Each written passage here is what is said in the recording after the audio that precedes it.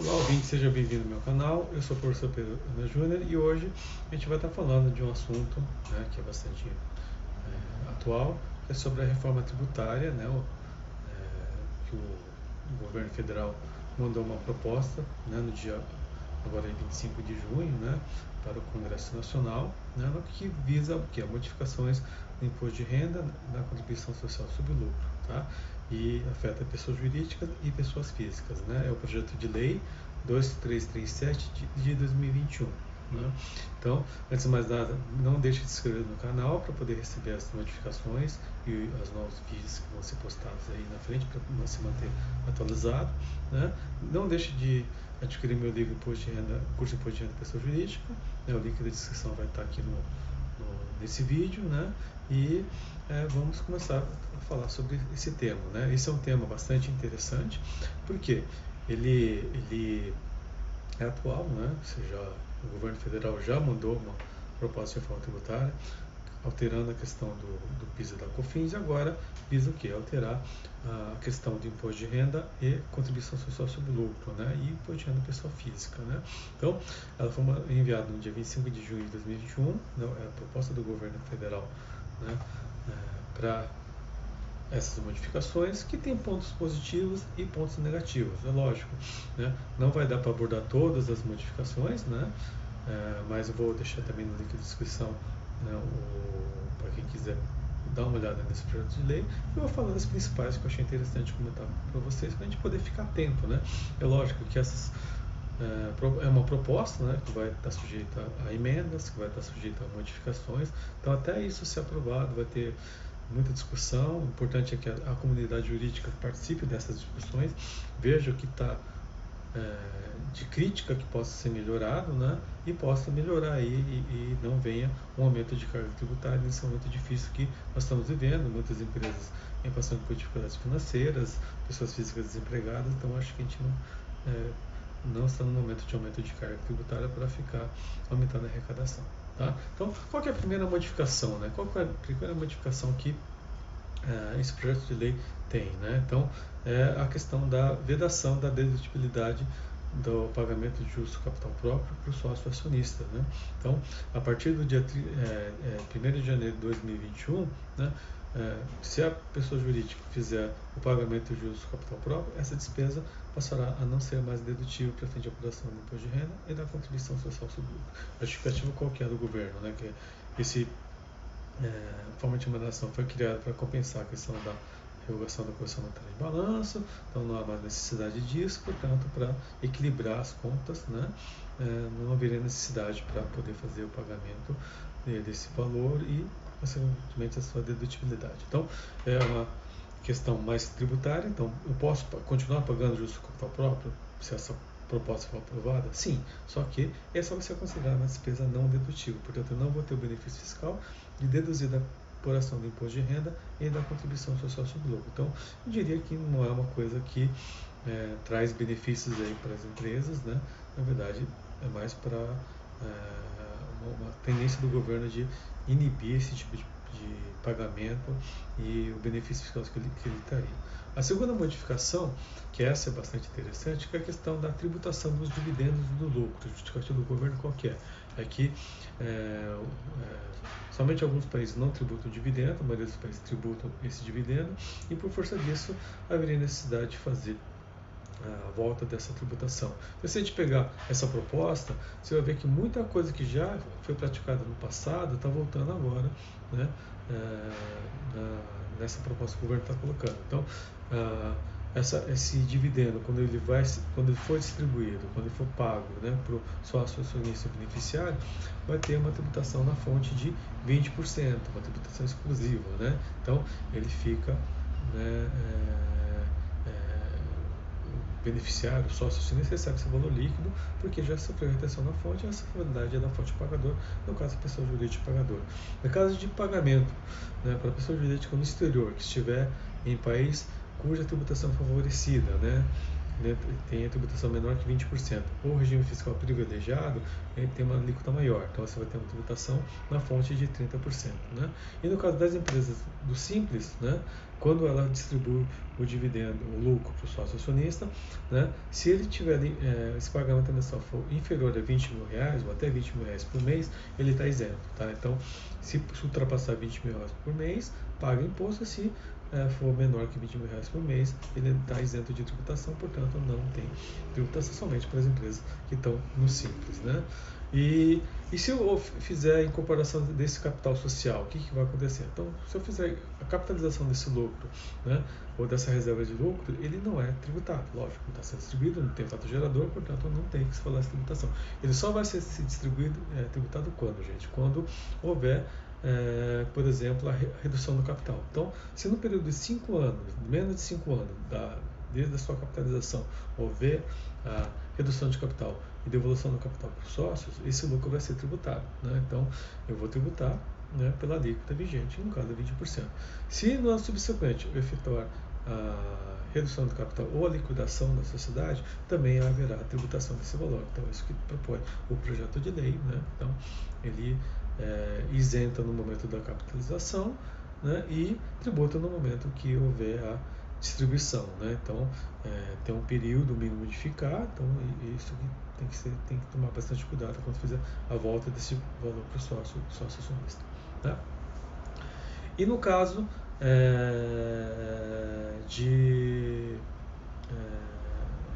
pessoas jurídicas situadas no exterior, né? Então, a partir de 1º de janeiro de 2022, os lucros das filiais sucursais ou agências ou representação no Brasil de pessoa jurídica com sede exterior, então no caso, pessoa jurídica brasileira, né, que tem matriz no exterior, que é o caso de muitas empresas no Brasil. Então, ela tem uma matriz no exterior, então essa pessoa jurídica brasileira, né, o que acontece? Qual é a regra hoje? Se ela não distribui, não tributa, né, e se tributa isento. Então, a partir desse projeto de lei, se ele for aprovado, o que vai acontecer? A partir de 1º de janeiro de 2022, já o ano que vem, né, o lucro ele vai ser considerado automaticamente distribuído, né, para a matriz na data de encerramento do período de apuração. Né? Então, independente da distribuição, independente do pagamento desse lucro, desse dividendo, haverá tributação. Então, ele é uma tributação fixa, né? Ou seja, ele antecipa a tributação, ele considera como se fosse um lucro totalmente distribuído. E esse lucro, quando for distribuído, vai ser sujeito à tributação na fonte alíquota de 20%. É questionável? Sim, porque já vimos essa história antes, né? A questão do ILL, já vimos essa história antes, na questão da tributação de lucro do exterior, ou seja, a União pode criar essa ficção jurídica, ou seja, existe a disponibilidade econômica de direito de renda, né, se eu não distribuir, se eu não fizer o pagamento. Então, isso é questionável. Né? Então, eu acho que daria para questionar, eu não acho que esse é um caminho muito inteligente do governo manter essa proposta, mas, né, vai criar um contencioso tributário em relação a essa matéria e discussão em relação a essa matéria, né, que já vem com aquela questão da tributação dos lucros oferidos no exterior, que já veio com o antigo ILL, então essa matéria aqui. Outra modificação importante que está vindo aí com esse projeto de lei, a questão da distribuição de dividendos na forma de bens ou direitos. Hoje, qualquer regra, né? Eu posso distribuir dividendos na forma de bens e direitos? Posso fazer pelo valor contábil ou pelo valor de mercado.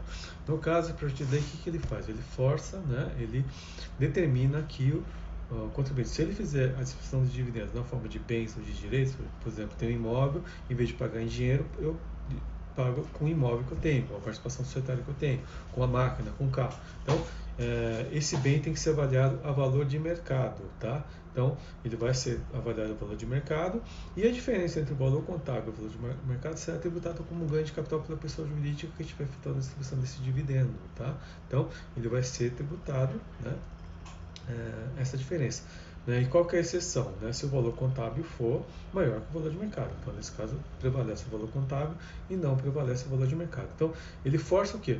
Força, né, o contribuinte a fazer a tributação desse valor, né, independente de ter a disponibilidade econômica e jurídica dessa renda. Então, ele determina que haja avaliação ao valor de mercado e essa diferença, essa mais-valia vai ser tributado pela pessoa jurídica que estiver efetuando a distribuição, tá? Como ganho de capital. né? Então, não está tendo dificuldade jurídica de quem está recebendo e nem de quem está distribuindo, mas vai ter que ser tributado por força dessa proposta que o governo federal caminhou para o governo através desse projeto de lei.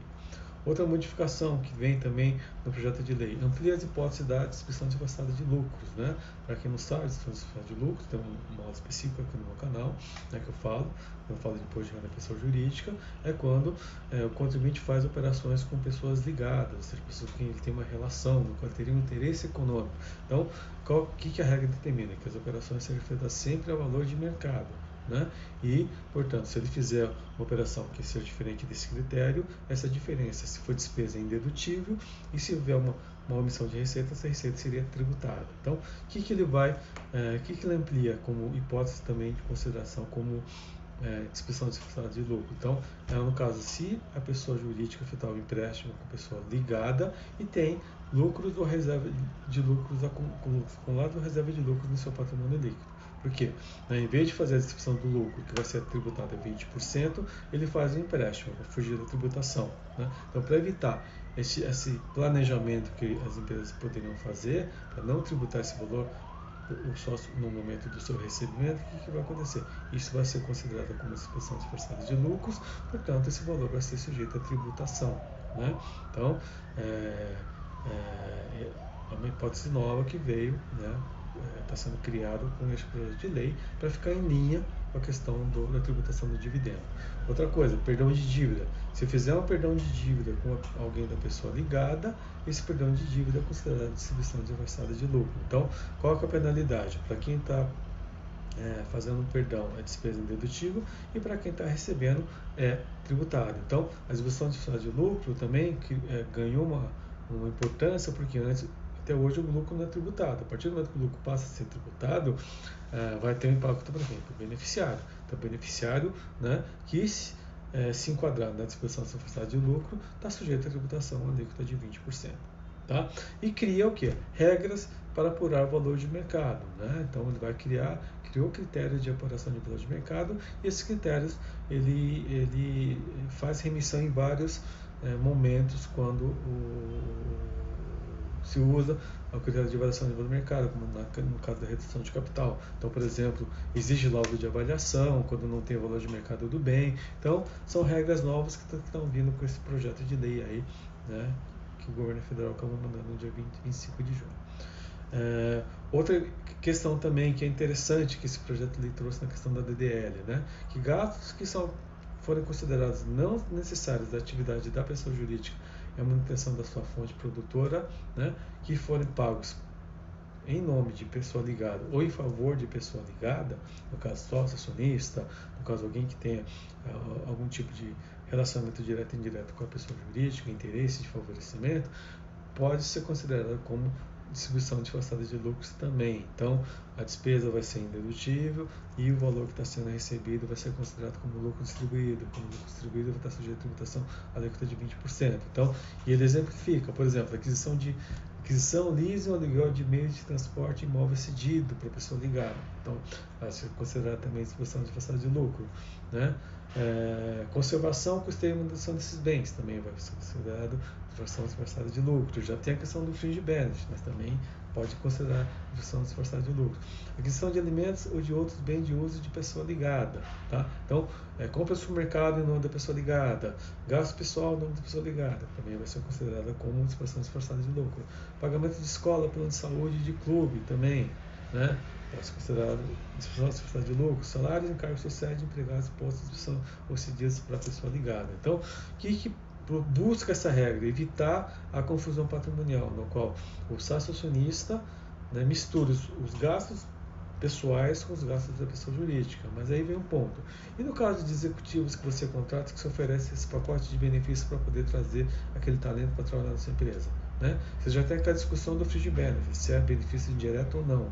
Agora você tem a questão da discussão das disfarçada de lucro também, como discussão, então esse é um ponto também que tem que ser colocado, levado em consideração. Então você já tem uma regra do fringe benefit, e agora você tem essa regra também da discussão das disfarçada de lucro, ou seja, você tem a questão da dedutibilidade da despesa, no caso do pagamento, para quem a pessoa jurídica pagando, e para quem está recebendo, que vai ser considerado como lucro distribuído, portanto sujeito à tributação alíquota de 20%. Então tem esses desdobramentos que a gente tem que tomar cuidado.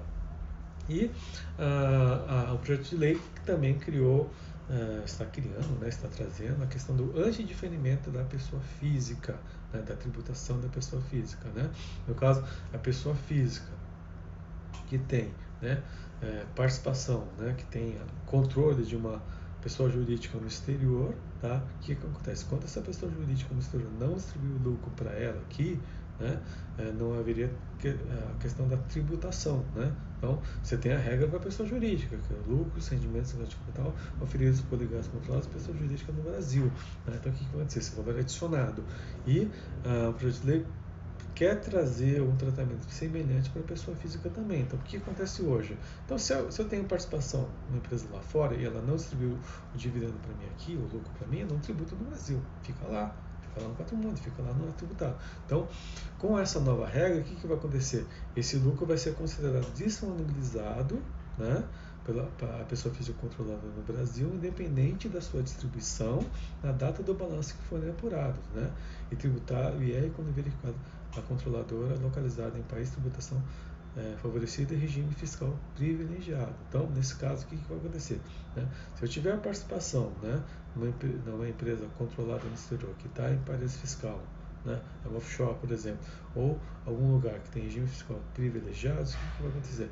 Cria essa hipótese de antecipação da tributação do lucro. Né? Hoje, qual que é a regra? Não tributo. Fica lá, não distribuo, não tributo. A partir do momento que esse projeto de lei for aprovado, vai criar essa ficção da tributação, que também é questionável. Posso ou não tributar, independente do fato gerador do imposto, que lembra o artigo 43, 153 da Constituição Federal, né, ferimento de renda, são unidades econômicas de direito de renda. Então esse é um ponto também que tem que ser levado em consideração e olhado.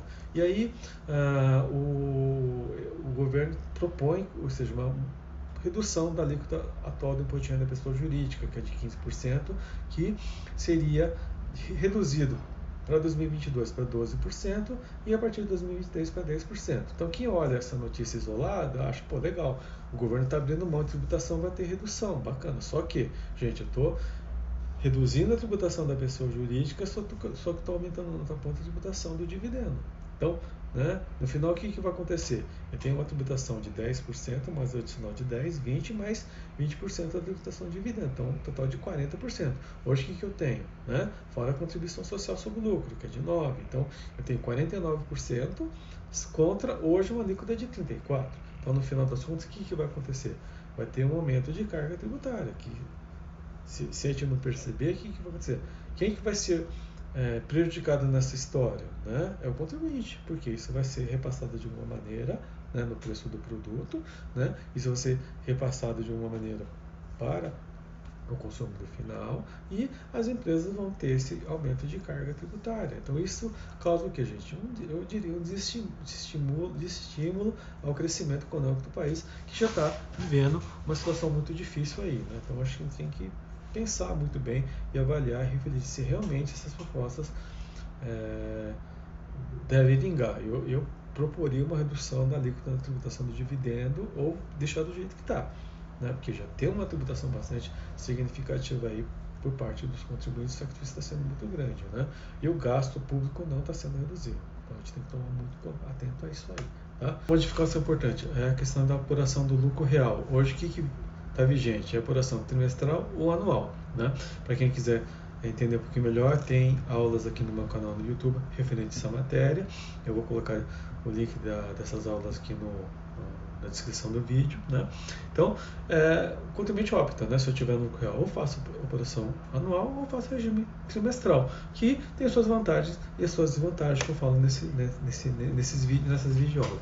E o que acontece? A partir do dia 1º de janeiro de 2022, o que o governo federal propõe? Que não exista mais apuração pelo regime anual, só vai valer regime trimestral da apuração do imposto. Então, eu vou fechar os trimestres, vou apurar meu lucro real, vou recolher de maneira definitiva e vou ter a tributação nesse valor. Tem vantagens? Tem vantagens, mas também tem suas desvantagens. Então, o que o governo federal quer com isso? Quer fazer com que o contribuinte opte por um regime de apuração. Tá? E para compensar isso, o que ele está fazendo?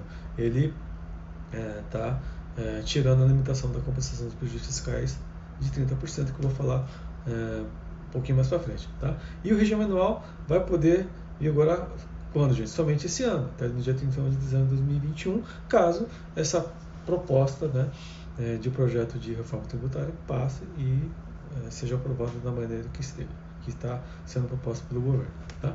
E para compensar essa questão de tirar a opção do contribuinte de fazer o regime de apuração pelo regime anual, né, que eu só vou apurar o imposto no final do ano, no qual tem possibilidade de fazer acertos até o dia 31 de dezembro, o governo federal tirou a limitação da trava dos 30%, que hoje coloca a regra. Toda vez que eu tiver um prejuízo fiscal e apurado, né, num trimestre, para poder compensar no trimestre subsequente, está limitado a 30%. A partir desse projeto de lei, se for aprovado, que eu acho que esse é um ponto positivo, não há mais essa limitação. Então eu posso compensar esses prejuízos fiscais nos 3 trimestres subsequentes sem a limitação dos 30%. Então, tanto o prejuízo fiscal quanto a base negativa da contribuição social sobre o lucro. Então, acho que esse é um ponto positivo que, se passar, vai ser interessante aí e melhorar a vida do contribuinte. Outra modificação importante no lucro real: amplia o rol de contribuintes obrigados pelo lucro real. Então, ele modificou aquela questão da securitizadora, então só é obrigado a fazer opção pelo lucro real as securitizadoras de créditos, as demais que tinham não precisam fazer mais, não são mais obrigados, poderiam fazer até pelo lucro presumido, tá? E eu acho que esse é um ponto interessante, um ponto que a gente tem que tomar bastante cuidado, é a questão de empresas que exploram atividade imobiliária, né? Então, as empresas cuja receita bruta no ano anterior decorrente de royalties, administração, aluguel, compra e venda de imóveis representam mais de 50% da receita bruta do mesmo ano, né? Elas são obrigadas a tributar pelo lucro real. Então, essa é um objetivo claro do que? De limitar a constituição de empresas patrimoniais que tributam hoje pelo lucro presumido, que é uma vantagem. Então, em vez de eu tributar pela pessoa física 27,5%, eu constituo uma pessoa jurídica e tributo esses imóveis a tributação pelo lucro presumido. Então, a partir desse projeto de lei, não posso fazer mais isso. Vou ser obrigado a fazer o quê? Eu sou obrigado a tributar pelo lucro real. Então, não tem vantagem, né? Ou seja, essa é uma clara intenção do governo de fazer o quê? Forçar o contribuinte a tributar na pessoa física, né? Ou forçar o contribuinte a não ter empresa patrimonial mais, que não é mais interessante, né? Porque ela é obrigada a fazer pelo lucro real. Tá? E outra modificação importante, no caso de empresas cujo objeto seja exploração de direitos patrimoniais, de autor, de imagem, de nome, marca ou voz. Tá? Então, isso vai fazer o quê? Com aquelas empresas, né, que tenham exploração de direitos de imagem, de voz, ou de autor, no caso, criadas por artistas, atores, jornalistas, apresentadores de TV, jogadores de futebol, né? Se eu fizer isso, eu sou obrigado a tributar pelo lucro real. É uma clara intenção também do governo de forçar o contribuinte a tributar na pessoa física, né? Para acabar com a discussão da prejudicialização, para tirar o efeito do julgamento da constitucionalidade de artigos 129 da Lei 11.196, né? Que é um movimento claro do governo de forçar o contribuinte a tributar pelo lucro real ou tributar pela pessoa física. Então, eu diria, isso é um ponto negativo da estrutura de lei, porque tira o direito do contribuinte de escolher. Ou seja, eu não posso constituir uma pessoa jurídica, né? Eu sou obrigado, e mesmo constituir, eu sou obrigado a tributar pelo lucro real. Não. Então, acho que isso é uma questão que a gente tem que refletir e a sociedade tem que se questionar isso e debater sobre essa matéria. Outra questão que o projeto de lei traz também, que é interessante, é a questão da dedutibilidade da amortização do intangível. Hoje não tem regra, né? Então não tem um prazo fixo aí para você amortizar no intangível, por exemplo.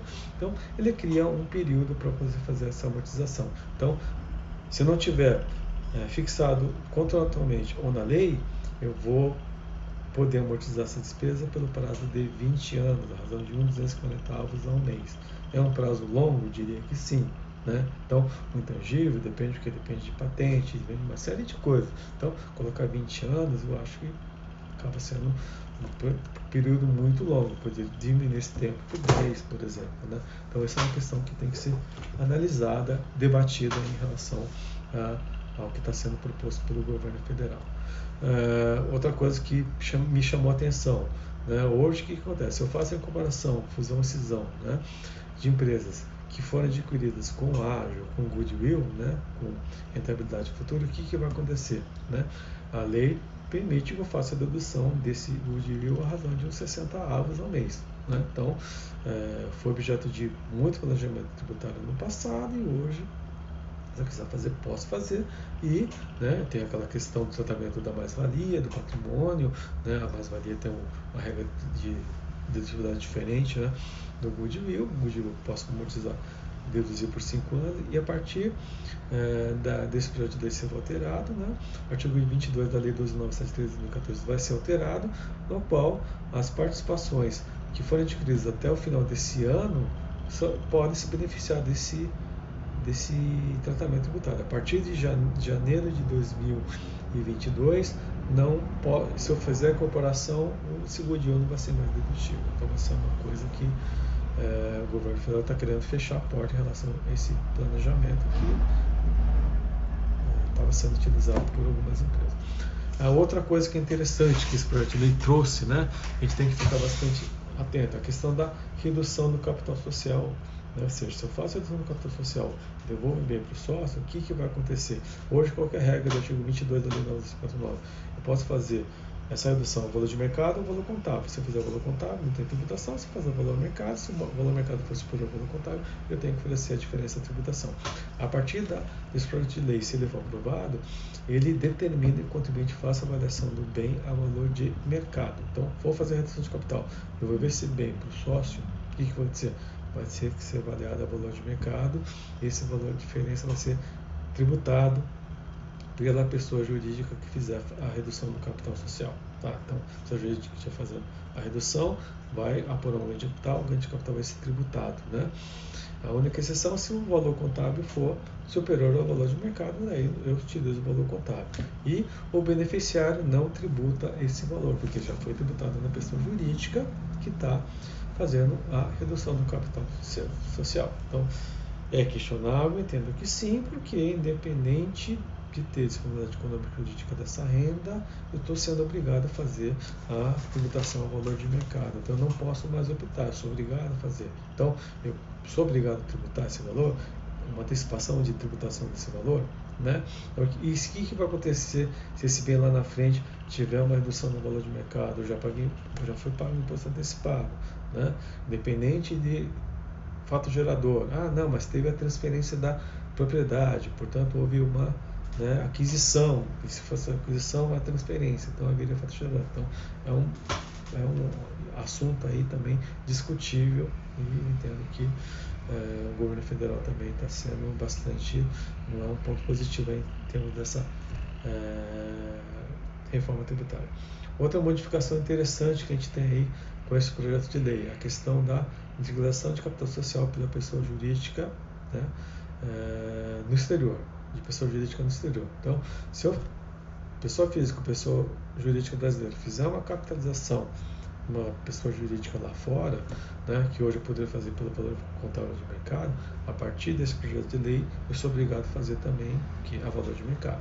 E se fizer a valor de mercado, vou ter que tributar, né, essa diferença, tá? Então, essa diferença vai ser tributada pela pessoa física ou pela pessoa jurídica, às vezes de uns 60 ao mês, tá? Então, no caso da pessoa física, eu posso tributar integralmente o valor se eu quiser, ou posso tributar esses 5 anos. Pessoa jurídica, eu posso oferecer a tributação a essa razão de uns 60 avos ao mês. Tá?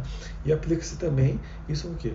Para operações similares, né? Então não é só a capitalização direta, mas também operação que seja similar à operação de capitalização também é considerada capitalização, também será tributada, que é o caso, por exemplo, de transferência de titularidade ou gestão de ativos de trust. Então é considerado também como uma capitalização que se transfere de propriedade indiretamente, portanto seria tributado, né? Então é também outra coisa também que vai aumentar a carga tributária. No caso da sociedade de contas de participação, o que vai acontecer? Hoje, o que o pessoal faz? Se o sócio ostensivo é lucro real, o nosso coto poderia ser lucro mínimo. Né? Não há havia uma regra de fazer equiparação da tributação de ambas as pessoas jurídicas. A partir desse projeto de lei, se ele for aprovado, o que vai acontecer? O sócio oculto vai ter que adotar o mesmo tipo de tributação do sócio ostensivo. Então, se ele sócio ostensivo é pessoa lucro real, o sócio oculto tem que ser lucro real. Ele não pode ser mais lucro mesmo. Então, isso também é uma clara intenção de forçar o contribuinte a tributar o valor e não utilizar esse tipo de estrutura jurídica para poder eventualmente criar algum tipo de redução de carga tributária. Tá?